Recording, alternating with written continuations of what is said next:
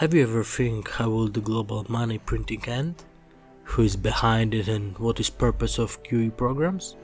Everything you would like to know about QE you will find in this video. Welcome everyone, let's go. What exactly is quantitative easing? Technically speaking, quantitative easing is when a central bank buys securities in large quantities for equally large amount of money. So, what assets do central banks buy? Asset purchases program have so far consisted primarily of buying up government bonds.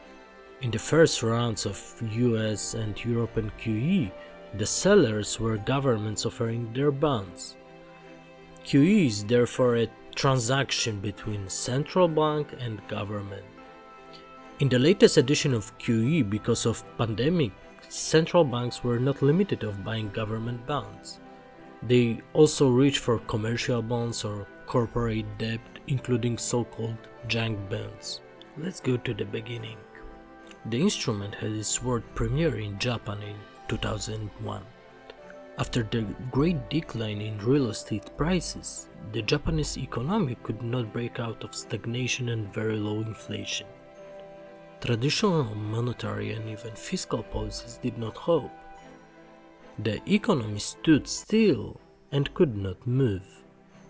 That's when the unconventional arsenal in the form of QE was resorted to, first in Japan and then in US during the crisis of 2007 and 2008, and later in Europe as well. What were the goals of QE? First is to stabilize prices in government bond market, where there is a specter of potential crisis or we are in the middle of one. Confidence in the country or government falls. This results in rise in bond yields, so the government has to borrow money in the market at higher interest rates, which means spending cuts in some branch of the economy. To prevent this, they introduce artificial demand in the form of the central bank, which buys these bonds from the government. This allows the government to get into debt at a very low cost. Another purpose of QE is to increase banks' liquidity reserves, which is also particularly important during a crisis. In this way, QE limits the bank potential losses, and it prevents a domino effect in case one of them gets into trouble. During the Eurozone debt crisis in 2010 and 2012, the prices of government bonds of southern Eurozone countries fell sharply, which increased the cost of servicing government debt and, on top of that, caused balance sheet losses for banks. There was growing concern that governments would have to bail out banks, which further increases bond yields. The relationship was then called the Devil's Loop. It was cut by Mario Draghi, who said in 2012 that ECB would do everything to save the Eurozone. The famous one-liner, "whatever it takes." In doing so, he reminded that the central bank can create liquid reserves and buy bonds with them in any amount and can easily reverse the trend in the market. Sometimes the Fed also intervenes in other markets. For example, in the US in 2009, there was a huge intervention by the Fed in the MBS market. The Fed wanted to avoid a repeat of events in Japan in 1990, when real estate prices fell strongly and permanently by more than 70%. So, one more time, the main goals of QE are stabilization of bond yields, to be able to help in other markets by buying specific assets, and increasing the liquidity reserves of commercial banks.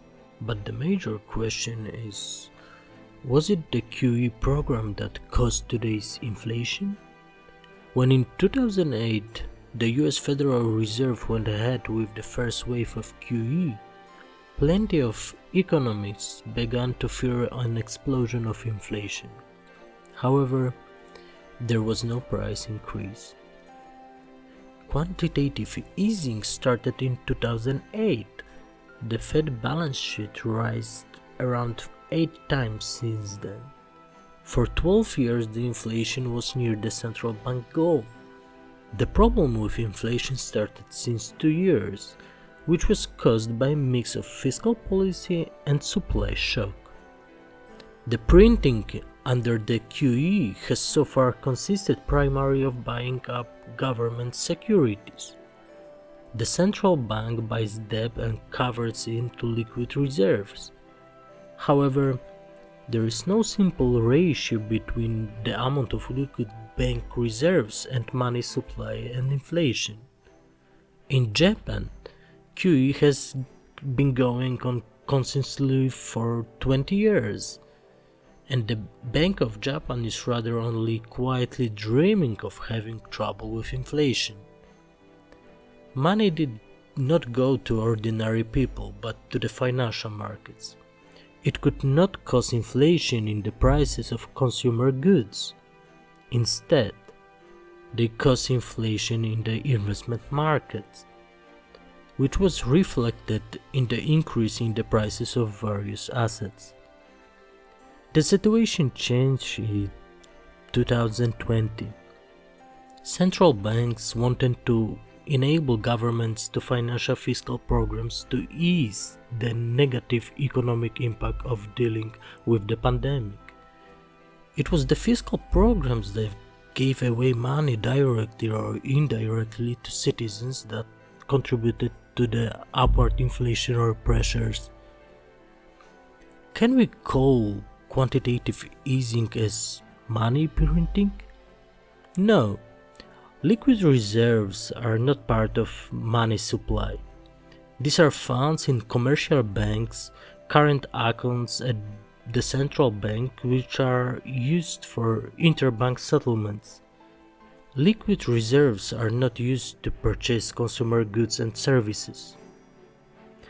What is worse in causing inflation? Quantitative easing or supply shocks? Definitely supply shocks, for example on commodity markets, because they have a faster and greater impact on the global economy. There are many examples, some of which I talked about in my previous video. Okay, QE, and then what? How will it all end? Quantitative easing is a new instrument with no theoretical background. No one yet knows exactly what far-reaching effects it may have. QE is currently being used as the biggest weapon against a potential crisis. We have recently started the QT program. What is it, and what will be its consequences? About this in the next video. Thank you for watching.